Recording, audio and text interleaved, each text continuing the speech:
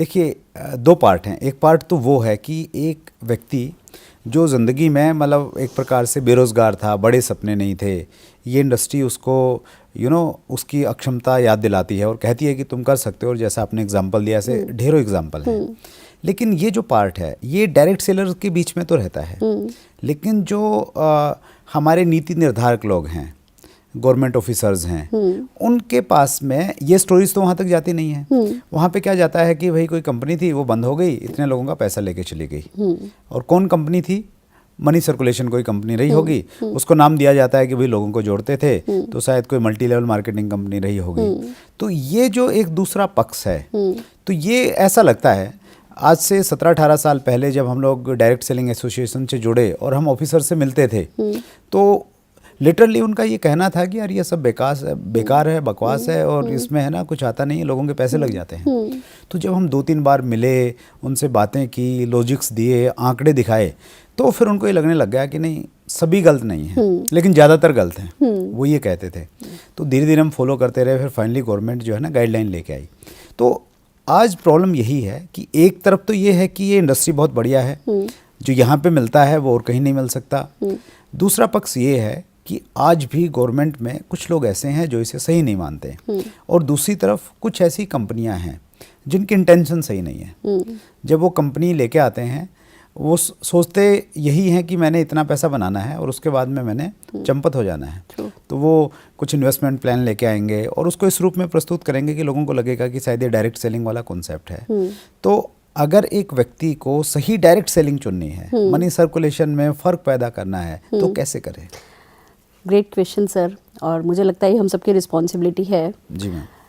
देखिए, दो बातें हैं अगेन। एक तरफ तो अवेयरनेस, एजुकेशन, हमें सही गलत का डिफरेंस बताना है। हर प्लेटफॉर्म पे खड़े होके हम जितने भी डायरेक्ट सेलर्स हैं, जब मौका मिले हमें बताना है कि सही और गलत में अंतर क्या है। भाई वैसे तो कोई कंपैरिजन नहीं है आज डायरेक्ट सेलिंग में और चिट फंड में। अब चिट फंड जो फ्रॉड है वो फ्रॉड है, जो इलीगल है वो इलीगल है। हम एक लेजिटिमेट बिजनेस हैं, बट फिर भी क्योंकि हम मिलते जुलते हैं, जैसे खरपतवार आप बता रहे थे कि खरपतवार एक से रंग की होती है, हरे रंग की फसल में हरे रंग की खरपतवार उगती है। तो हमारे यहाँ भी सीन वही है कि दिखने में एक सा है। तो इसके दो ही उपाय हैं, एक अवेयर करो, आवाज उठाओ। दूसरा सर जो मुझे ज्यादा बेटर सोल्यूशन लगता है ना, बहुत बड़े हो जाओ।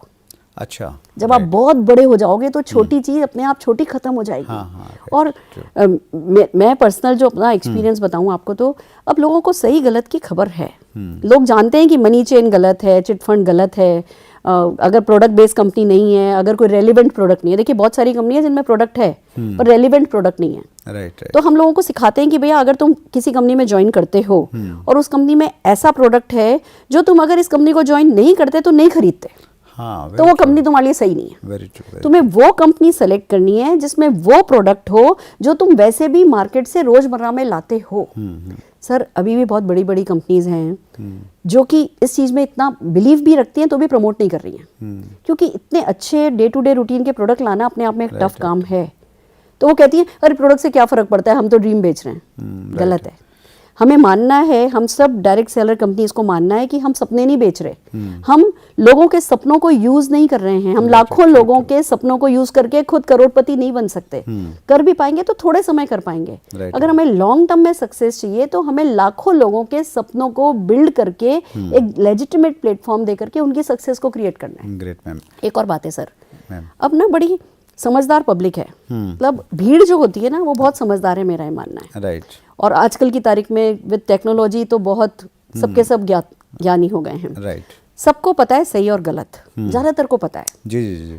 और नहीं भी पता ना, जब वो अगर आज 10,000 रुपया भी किसी चिट फंड में लगाता है ना, तो अपने 4 दोस्तों से बात करता है तो उसे पता चल जाता है क्या सही है क्या गलत है। लालच करता है।